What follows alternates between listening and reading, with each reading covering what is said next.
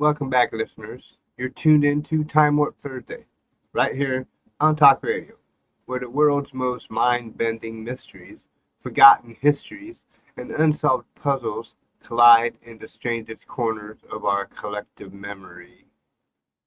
This is Season 2, Episode 90, and tonight we're pulling back the frost-bitten curtain on one of the coldest, most unsettling tales ever recorded. A mystery buried in snow, silence, and suspicion. We journey to the desolate slopes of the Ural Mountains in Soviet-era Russia. February 1959. 9 experienced hikers vanish into the night. When they are found weeks later, their tent is torn from the inside. Some of their bodies are nearly naked, scattered in the snow. Others have gruesome internal injuries. Crushed ribs, fractured skulls, with no signs of external trauma. One is missing her eyes, another her tongue. The Soviet authorities called it a compelling natural force, but decades later, theories still swirl: secret military experiments, infrasound-induced panic, avalanche, or something not of this earth. What really happened on Dead Mountain that night? What drove 9 hikers/friends to tear through their shelter and run barefoot into the howling winds at 20 below zero? Tonight, we don't just revisit the facts. We test the theories, and we listen closely to what the silence in the snow might still be trying to tell us. So grab your thermos, zip up your parka, and hold tight to your sense of reality.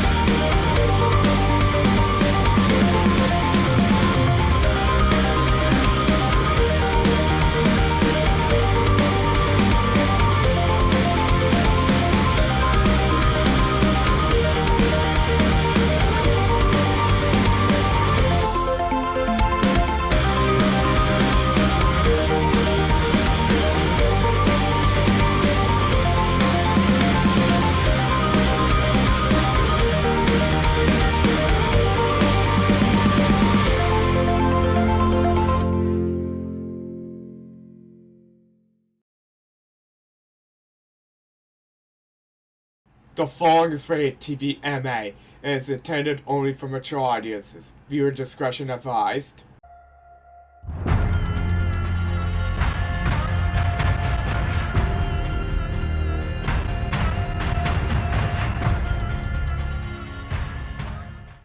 Good evening, my fellow truth seekers, and welcome to another spine-chilling episode of Time Warp Thursday, right here on Talk Radio, the place where timelines blur, mysteries deepen, and the strange becomes familiar.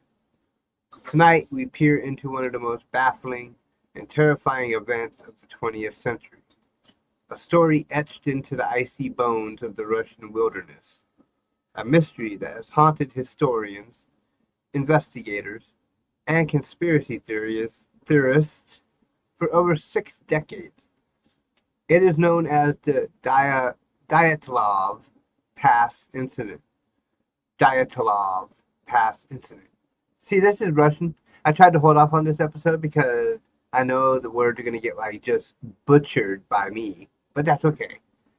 Not everybody is good with the foreign language stuff. I'm one of them. But I still do this because I love this and I want you all to hear this story, okay? So listen up. Back to reality.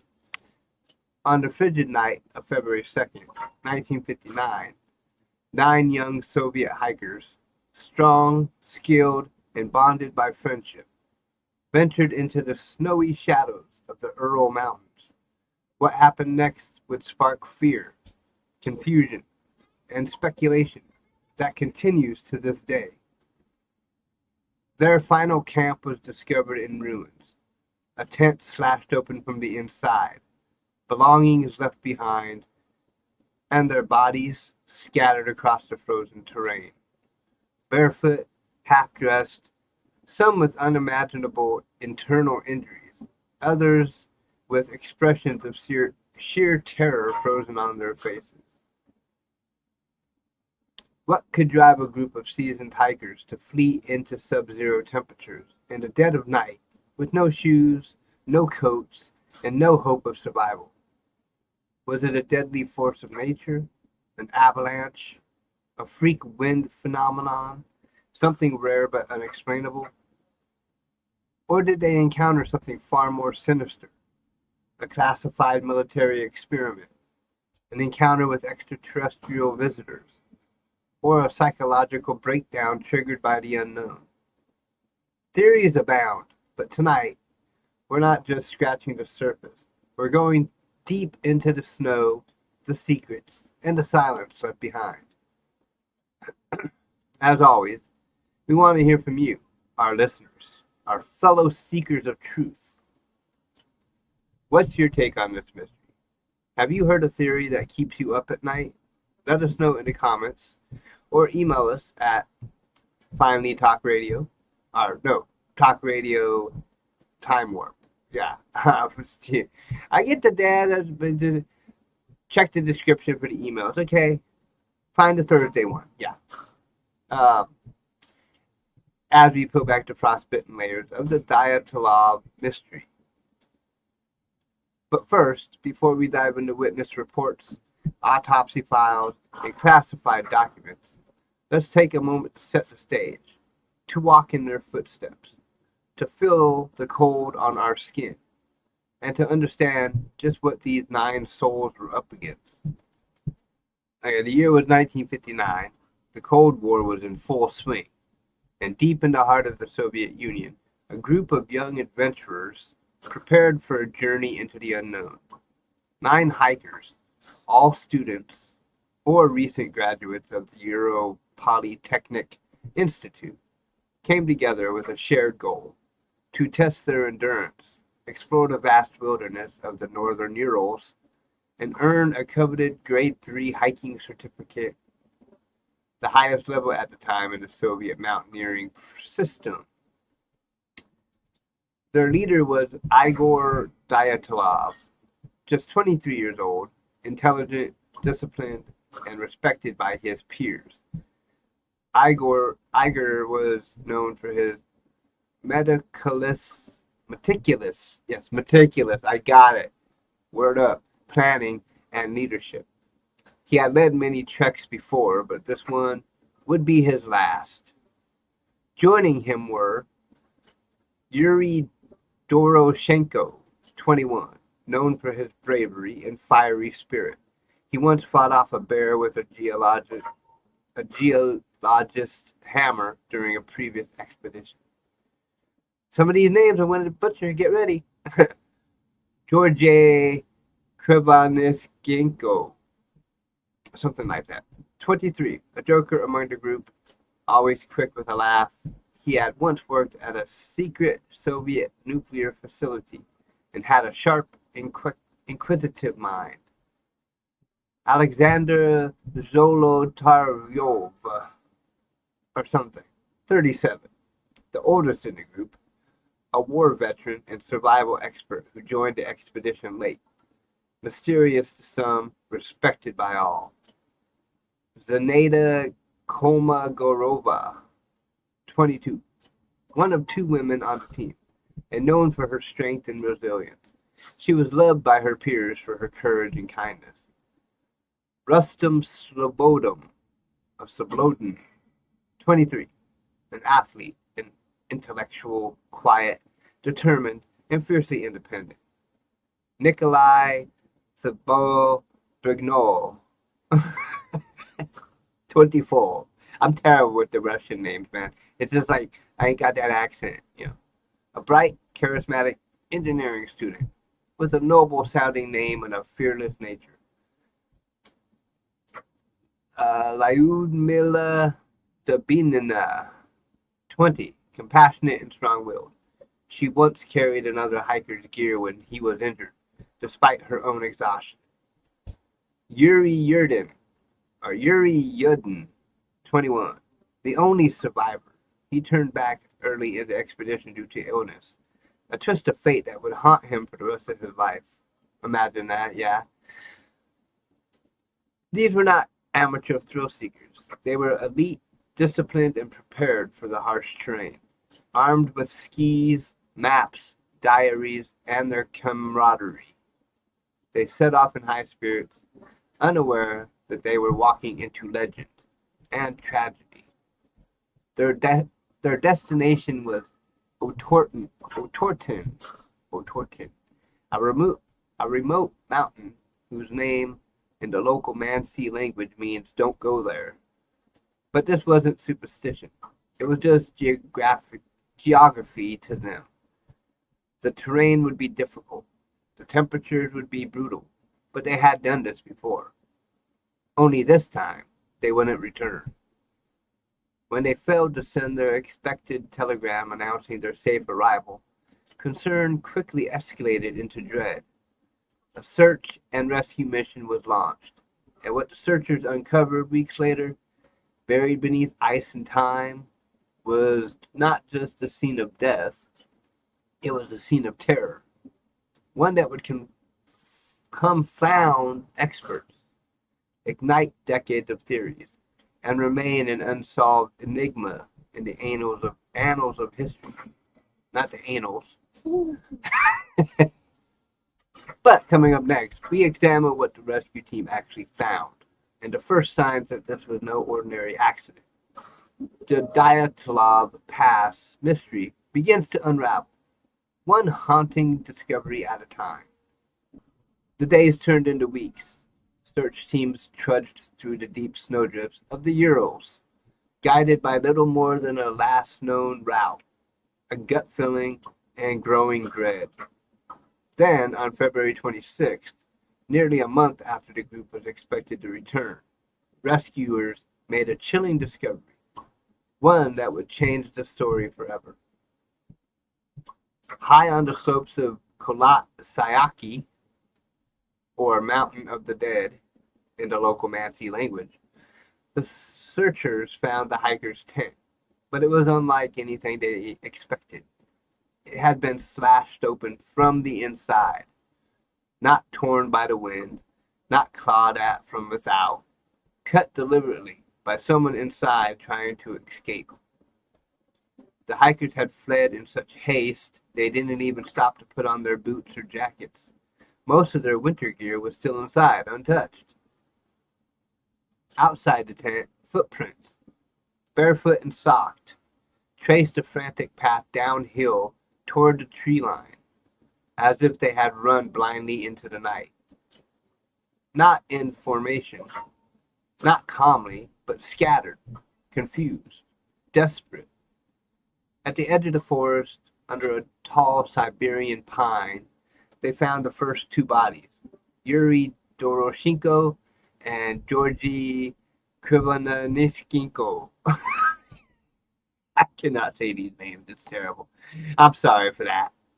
But they were lying side by side, shoeless, stripped of their underwear, their hands burned, likely from attempting to light a fire. Above them, branches had been broken, as if someone had climbed a tree in a panic, perhaps to look back toward the tent, or to escape something chasing them. Three more bodies were found between the tree line and the tent. Igor Dyatlov, Zina Komogorova, and Rustam Sablodin. They appeared to have died while trying to return to the tent, crawling or stumbling through the snow. Slobodin had a fractured skull, but no external wounds to match the force of the injury. Something had hit him hard without leaving a bruise. It wasn't until 2 months later that the final four bodies were discovered, buried beneath 4 meters of snow in a ravine deeper in the forest. It was here the true horror began to unfold. Lyudmila Dubinina had multiple broken ribs and was missing her tongue, eyes, and part of her lips. Her body showed signs of intense internal trauma, yet very little external damage, as if she had been crushed by a force without a weapon. Nikolai Thibault Brignol had a shattered skull, with injuries said to resemble that of a car crash. Alexander Zolotarov, the war veteran, also had severe chest fractures, but his face was untouched. Dubinina and Zolotaryov were wearing parts of the other's clothing, suggesting that some hikers may have lived longer and tried to stay alive by sharing garments from their already deceased companions. No footprints beyond their own, no signs of struggle with another group, no animal tracks, just a campsite left in chaos, and a sequence of deaths that made no logical sense. And one more detail. High levels of radiation were detected on some of the hikers' clothing. Something never fully explained. So what happened that night on the slopes of Kholat Sayaki? What drove trained hikers in freezing temperatures to tear out of their only shelter and into the jaws of the Siberian wilderness, barely clothed and without protection? A violent force? A psychological breakdown? Or something else?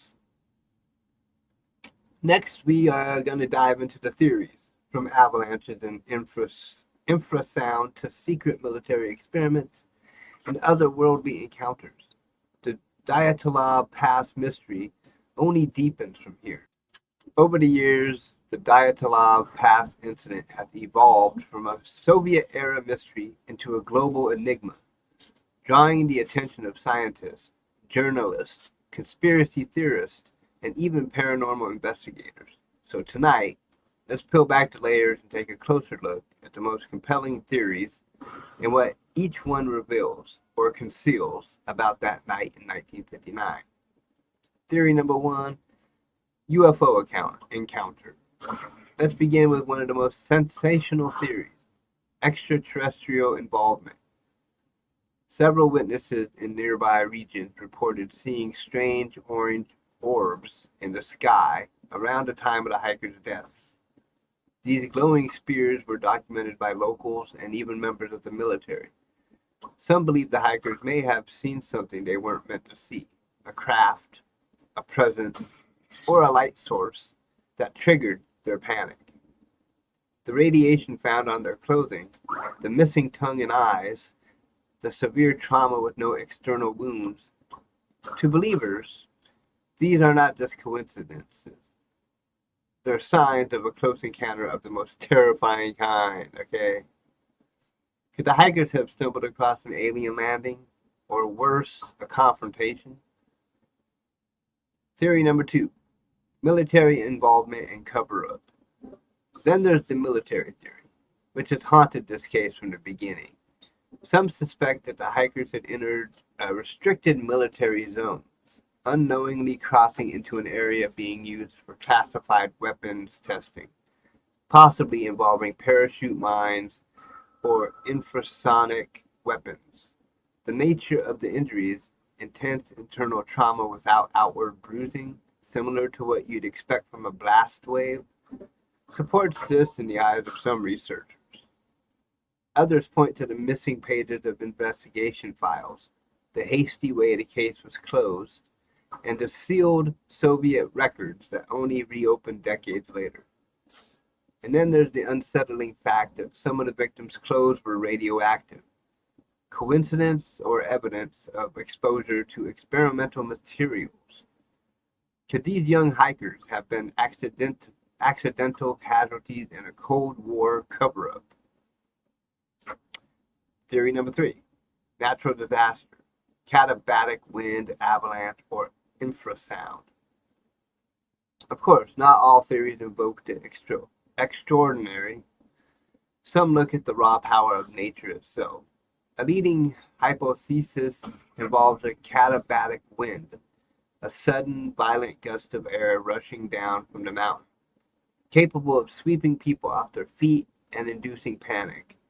These winds are rare but deadly, and could explain why the hikers cut their way out of the tent and fled without gear.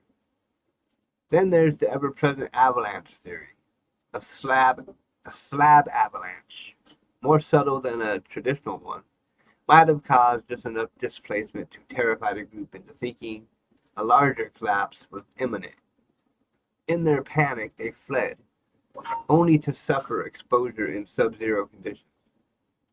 But here's where it gets strange. No clear evidence of an avalanche was ever found. Not then, not now. The tent was still standing, their belongings untouched. No signs of snow damage to the site.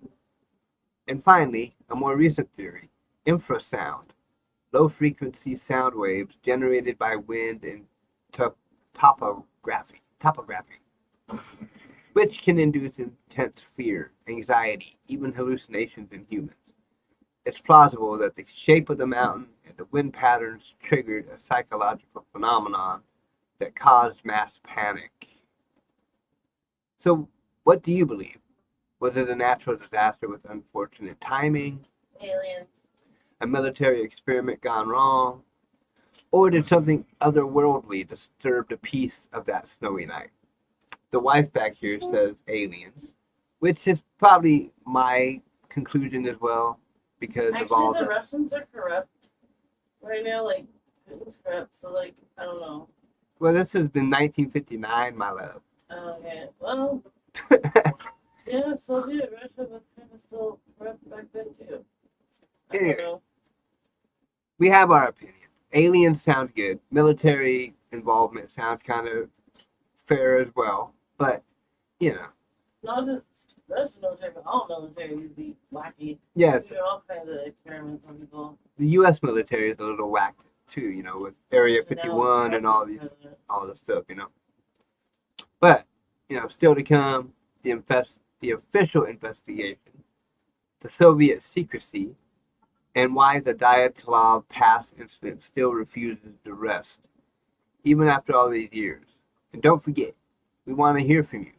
Drop your thoughts, your theories, your questions in the chat or through email, because together we're chasing the truth across time itself. So, many years have passed since that bitter winter night in 1959, yet the Dyatlov Pass Incident still casts a long, cold shadow over history. As you've heard tonight, theories abound, each one attempting to solve a mystery that has baffled experts, researchers, and storytellers alike. Some say the hikers fell victim to the merciless force of nature, caught in a perfect storm of wind, snow, and fear. Others insist they were silenced by secrets, pawns in a game of Cold War experimentation. Okay, I'm trying to speak. Okay. And there are those who look to the skies, believing this tragedy was not of this earth at all. And yet, with each new investigation, with every reopened file, the truth still slips through our fingers, like snow on the slopes of Sayaki, the very mountain whose name, in the language of the Mansi people, means dead mountain. The official investigations, past and present, have offered explanations but never true resolutions. In 2019, the Russian government ruled it was likely a combination of avalanching snow and hypothermia. But even this conclusion left gaping holes and raised more questions than it answered. Could the truth have been buried intentionally or otherwise beneath decades of secrecy and silence? Or is it possible that the answer lies outside the boundaries of what we're willing to believe?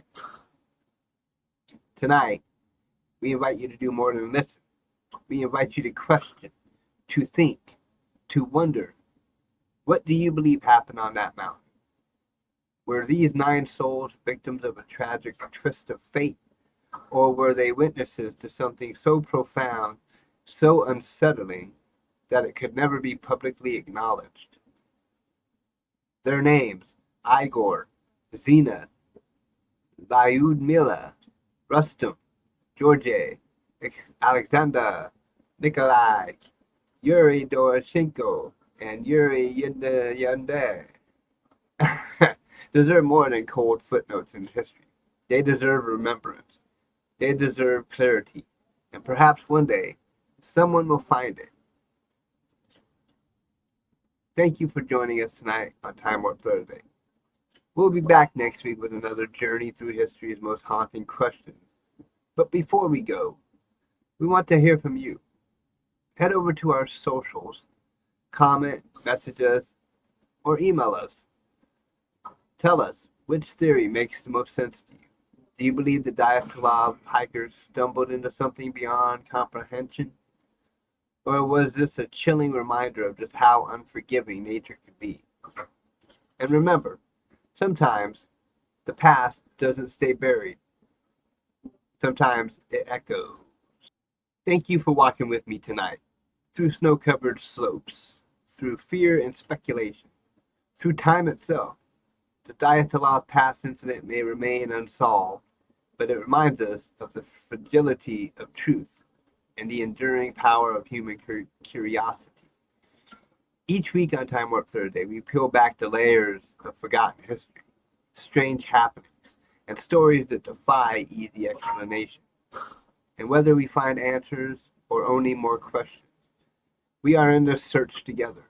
So wherever you are, out in the world, under the stars, or safe at home, keep questioning, keep searching, and always, always keep your eye on the skies. This is Talk Radio, and you've been listening to Time Warp Thursday. I will see you tomorrow night for finally Friday, closing out the week. Peace out. Much love.